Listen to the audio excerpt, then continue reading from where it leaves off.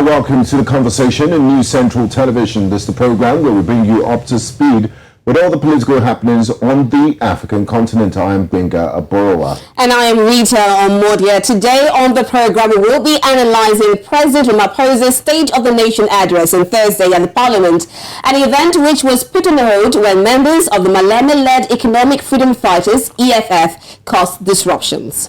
We will also be spotlighting Rwanda's relations with the Democratic Republic of Congo and the role of the international community and fostering good relationship between the two neighbors.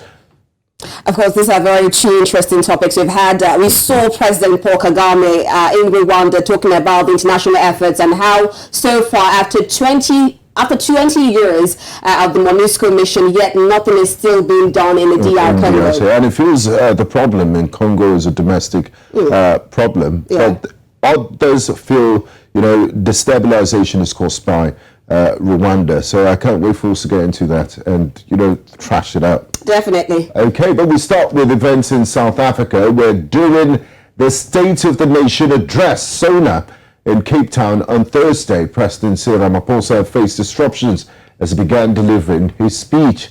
Within moments of starting, Julius Malema, the leader of the Economic Freedom Fighters, EFF, rose on a point of order and demanded that the Speaker of the National Assembly, Novisiwe Mapisa Nakula, instruct the President to sit down while he addressed the House. According to Malema, standard procedure dictates that the President must sit during such an address.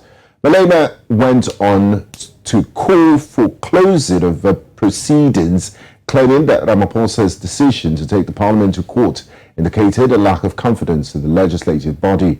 If Ramaphosa were to win the case, Malema argued it would mean that the body acted unlawfully against him.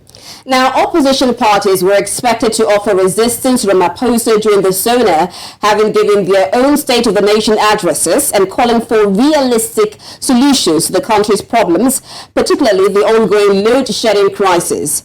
Ramaphosa has taken the Section 89 panel's report to the Constitutional Court for review, including an application to review and set aside the findings of the independent panel that found he has a case to answer in regards to the Pala Pala farm scandal. Ramaphosa's SONA was focused on load shedding, plans in place for economic recovery, and the steps being taken to address the high unemployment. Has consequently classified the energy crisis and its impact as a disaster. We are therefore declaring a national state of disaster to respond to the electricity crisis and its effects. And there you have it, the President of South Africa, Cyril Ramaphosa, talking about declaring a state of disaster on the electricity status in South Africa. And joining us to discuss all of this and his address at the State of the Nation, we have Leigh-Ann Mathys, EFF National Spokesperson, all the way from South Africa. We also have Sysman Motloung, political science lecturer at Northwest University, both of them joining us from South Africa. Welcome to the conversation. Thank you for having us. Thank you. Now, Leigh-Ann, we want some background updates into all of this. Can you give us more updates on Julius Malema's disruption during President Ramaphosa's State of the Nation address? What exactly was his demand and what was the reason behind it? Well, we were clear. We've been clear that we are going to disrupt the State of the Nation after Cyril Ramaphosa decided that he should take Parliament to court to review the findings that he has a case to answer to. We've always been very clear. We are a protest movement. It's in our manifesto. We were registered as a political party that always stated clearly that we are a protest movement, that we will disrupt, and we will disrupt the status quo, and we do that unapologetically. It cannot be business as usual here in South Africa. We have a man who goes and declares a state of disaster when he is the state of disaster. And it doesn't just start with the electricity crisis. It starts off when he murdered 34 mine workers in Marikana. But because he's so protected by the white establishment. He continued to go on to occupy the highest seat in our country. He stuffs money in mattresses, illicit money. We don't know where it has come from. None of our financial institutions can explain to us whether that money was declared. Let's not even forget, before money was found stuffed in his furniture, that he also got judges to have his bank statements when he ran for president for the ANC, to have those bank statements of his suppressed, and they've never come out. So we don't know where he got the money from and who he was paying the money for. The list is endless.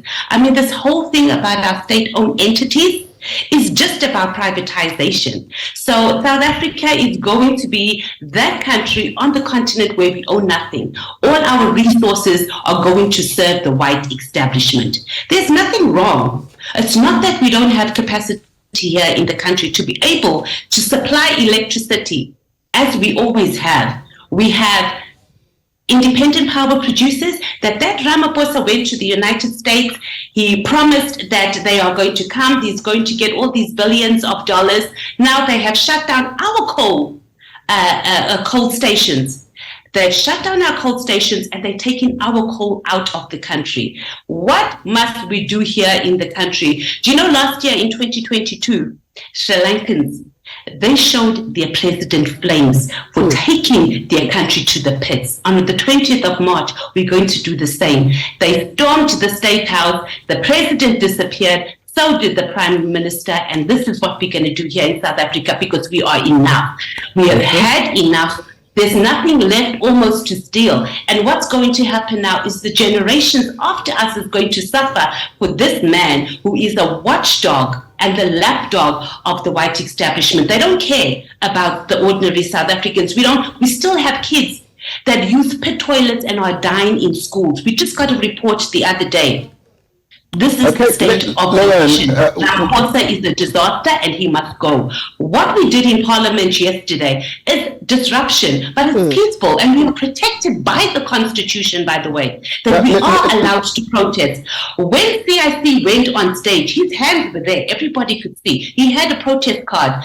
That is our Parliament. We work there. It's not Cyril Ramaphosa. He gets invited to come there. So we have every right to protest, and it's not the first time that we have done that. But they're trying to scare us because they don't know what's going to happen on the 20th. We have quite a lot to unpack on the program today, and talking about your right to protest. Let's take a listen to what the EFF leader, Julius Malema, had to say about the events that played out yesterday.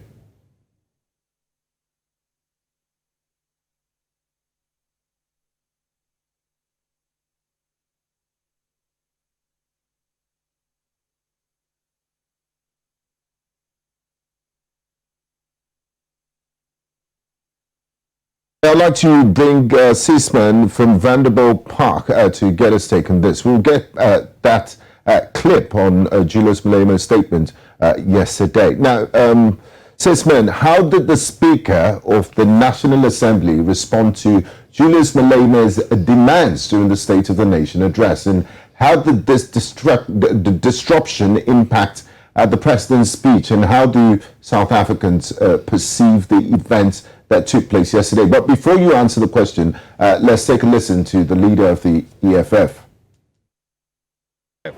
Where have you ever seen what they did inside Parliament being done anywhere where there is a protest? That was a very clear assault from the side of the police, and the leadership of the EFF was well briefed about that. Now back to you, Sysman. What do you make of the events that played out yesterday, and do you think the Speaker's response was in line with the laws and parliamentary procedure? Yeah, you see the Speaker really going at extents or at great pains to justify her decisions yesterday. But what one observes and sees in the Speaker is somebody if you were to use a metaphor of a soccer derby, this is a great final, and two teams that are enemies or great opponents, You want to be a referee who is neutral and who wants to neutralize the tensions. Now the Speaker in Parliament is somebody who already anticipated these tensions. But the Speaker, as belonging to a governing party, one could see that she was already biased. She was, I'm not going to take any nonsense. I'm going to suppress any sort of protest or disruption. She wanted things to go her way, and her way was a very easy process for the president to present the speech. For us, I think, as the viewers, this is what we saw. And I think it really calls for the South African Parliament to now reflect on the type of a person who should be the Speaker. I think it goes back to those conversations that a retired judge to retired, somebody who does not belong to a political party, to manage the tensions. Then the second aspect is what the people could criticize the EFF for. That since they came to Parliament, yeah, we understand they are a radical movement, disruptive, but somehow it has become tiring. You know they're going to disrupt, and some people who are moderate want things to go orderly, and now that can be sort of a nuisance to some. And this is what happened yesterday, to say the way things are, maybe EFF could have thought its strategy in a different way. Now that we saw that they had the protest cards, I think they implemented this strategy in a different way, that instead of having to be disruptive in that way that necessitated the security personnel to come in, maybe they should have just put up their cards while the president was talking. And this could have also maybe said something else. But we understand they are a radical people who, when they go into protest, and for them, this is a signature way of protesting in terms of causing a disruption.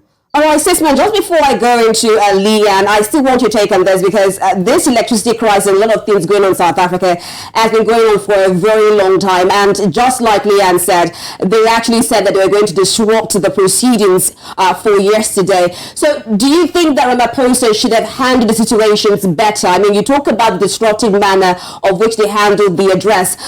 For Ramaphosa, couldn't he have also handled the situation better, since he already had a foresight that probably disruptions would happen at the State of the Nation address? Sysman, can you hear? Ramaphosa was invited to present the State of the Nation in Parliament. The Speaker is the one who's presiding over. Indeed, she could have maybe done things differently, rather than pulling a hard line, to say, we're not going to allow this. So from the onset, she was already dismissive, not really trying to appeal to the opposition, have them play to the script in terms of saying, we came here for a State of the Nation, can you listen to it? But you also see that EFF was not going to compromise in how they were engaging. They already started to say the president had no legitimacy to stand in front of them, because he does not support Parliament by virtue of having to contest a parliamentary process in court. So the EFF is basically saying, we don't want you here, we're not going to listen to you. That's where the clash became, where the Speaker was saying, we're going to have it either way. Eventually, it led to them being evicted. Now let's hear from the EFF through the spokesperson, who we have the pleasure of talking to here this evening, Leigh-Ann. The EFF successfully disrupted proceedings and prevented President Ramaphosa from giving a speech for about 45 minutes.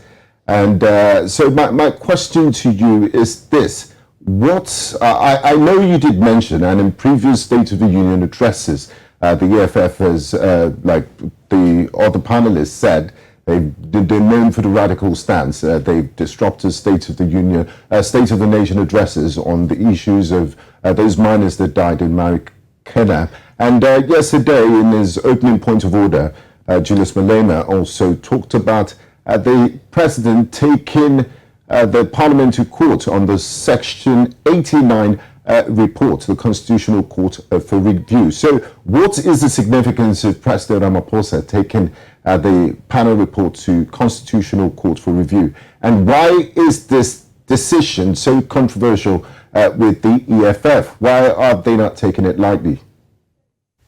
Well, Well, number one, I just wanted to respond to the issue of us being orderly. We cannot be orderly in corruption and in dictatorship.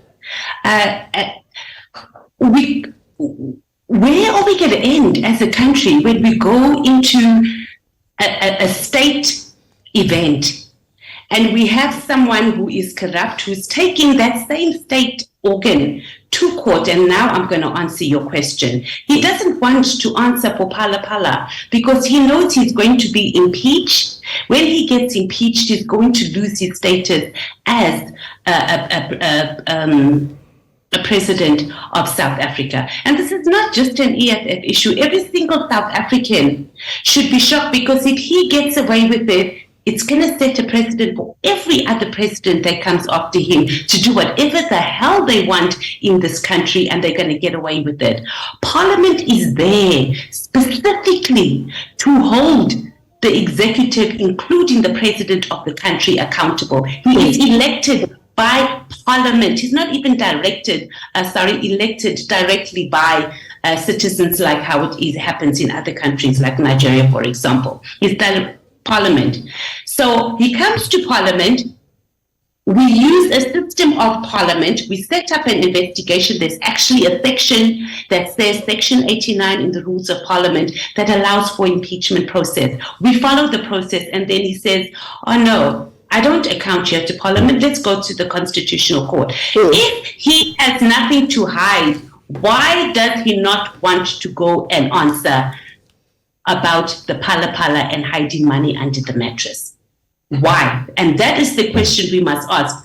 The bigger question is that forget about even the money. Where does the money come from? Is he selling out our country? We don't know if he's involved in human trafficking. We don't know if it's illicit diamonds or black diamonds. We don't know. Because money in this country, when it comes in, it's supposed to go through the revenue services. It's supposed we have institutions, financial institutions that you have to declare. You have that amount of cash stuck in your sofas, and you're busy telling us that you're busy selling animals for that amount of money, and we don't know how much other money is being stuffed in the sofas in his other homes. We need to know where he's getting this money from. Is he selling our country? Is he selling children? What is going on? And this process that needs to happen is at the independent panel, where he must go and answer where he got that money. So it is a hot topic. He cannot come and address us. That Speaker of Parliament, she has shown that she does not have the capacity to be a speaker and be able to preside over sit-ins without being biased. So clearly she got a mandate that EFF, you need to deal with them very quickly. So let's go and let's deal with the ATM leader and get him out. This is going to scare the rest of them. Remember, ATM, the other party, they only have 2 members. So it was an entire strategy. They had armed forces in Parliament. It's not even allowed to be there in Parliament. EFF does not have a history of being violent. We have protested this country far and wide. You would never get a report where we have violently destroyed anything. Leigh-Ann, ever. When we say we are disruptive, we must also understand we disrupt the status quo of corruption. We disrupt the status quo that has left the millions of South Africans in the dire poverty that it is. So when we just say EFF is disruptive in that way, it's almost like, oh, we're like little brats going around. All right, Leigh-Ann, I think you've made your position quite clear. Leigh-Ann, I want Sysman to also react in this conversation. And you've made your position quite clear for the EFF. And there are lots of questions, as your Ramaphosa, according to the state and, of course, what your party is saying needs to answer for the people. Now, one of the other issues that happened at the State of the Nation address is the load shedding crisis, which has been going on in South Africa for a very long time. Now, a national state of disaster was declared to allow the government to handle the electricity crisis. There was also an introduction of an electricity minister, of which we've seen lots of takes on whether that's the way forward, if that should have been handled that way, and what the introduction of an electricity minister would mean for the electricity sector in South Africa. So, Sysman, what was your take on all that? is now happening in South Africa is what there in Nigeria is happening, where the grid is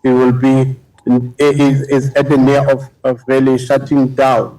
And to some extent also, South Africa is moving to the Nigerian model, where you'll find there are some independent electricity companies, particularly on distribution at the regional level, maybe not institutionally, but now you have this so-called IPPs, the independent power producers. What is happening in terms of load shedding speaks to that thing EFF is also talking about, but it is a process of privatizing state-owned entities. And it is that narrative of a just transition where South Africa is going into the renewable energy sources and to some extent looking like the abrupt abandonment of coal as a source without really making preparation for it. Now, one will listen to this aspect of a state of disaster. You want to know what are the details in it. This is not really clarified to the public. And if this will be successful to turn the tide of load shedding, many are skeptical about it because there's been war rooms, there's been several interventions, there has not been any improvement. So here, in my view, the president appointing a minister of electricity is really a contradiction. He talks about reducing red tapes for business, mainly monopoly capital. Yet he's also creating another red tape by creating a minister of electricity when we have a minister of energy, when we have a minister of enterprises. Now, how are these going to interact? How are these going to relate with each other in terms of making critical decisions? So this is something that we still have to look at, and many, that's why, are very skeptical about it. Thank you, Sysman. Now, Leigh-Ann, the EFF in the past has said South Africa's power crisis did emerge as a result of corruption in the past. Now, my question is, what has been the extent of the impact of the South African power shortage and South African households, businesses, and the manufacturing sector? And how does it impact the ordinary people? And, you know, you did say that the EFF is there to resist corruption and all of that, but are they preferring solutions? What is the EFF's model for, what would you suggest the government does to, you know, take care of this power crisis in the country? We have given extensive submissions on how the power crisis should be resolved. Number one, Pravin Gordhan needed to go. The current CEO of Eskom needed to go. And we needed to have a board that runs Eskom that is committed to to be able to use a big energy. We cannot just be relying on independent power producers, not at this point. It's, for example, what this model of what the ANC is doing, or what they are trying to do, is okay, now we want to start only using corn for meals. But then we realize, okay, corn is not that good for the environment, so we must start planting breadcrumbs, for example. Okay, not breadcrumbs is a bad example. But then you just shut down the one without having a proper transition between the two. It doesn't make sense. Why would you give coal to other countries? Why are you going to commit as a country that we are hardly responsible for climate change here in the country? It is the West. But as African countries, and this is not just South Africa, we are very quick to put ourselves on the altar and say, oh, okay, we are going to limit our footprint regarding climate change. But our coal is leaving at Richards Bay by the tons to the same countries that Cyril Ramaphosa has been promised money to go with independent power producers. Just today, that useless Pravin Gordhan gave an interview to Bloomberg, and he says within 18 months, the independent power producers will be back on the grid and electricity will be stabilized. If you knew that the independent power producers is only going to kick in 18 whatever months, why the hell are you shutting shutting down our coal stations. Why are you exporting our coal? The crisis is terrible. Yesterday, I went to a funeral parlor. People need to bury their loved ones within 24 to 48 hours maximum, because bodies are rotting. That's how bad it is. The electricity can just go out. It's even worse in Soweto, because Soweto, they blame Soweto residents for the crisis and not paying electricity. That's a story for another day. So all the funeral parlors in Soweto, there is a crisis that we are having. Yes, so many businesses have closed down. People who work from home are unable to work from home. They're off the grid for about 2 or 3 hours. It's madness, and it has to stop. There's no need. The painful thing about this also is that there's no need for us to be in this crisis if it was not for greed and if it was not for corruption. But we are here because of that. So now we are being judged for going to disrupt that nonsense that happened there in Parliament. Yet every day, South Africans sit and they complain about how load shedding has affected them.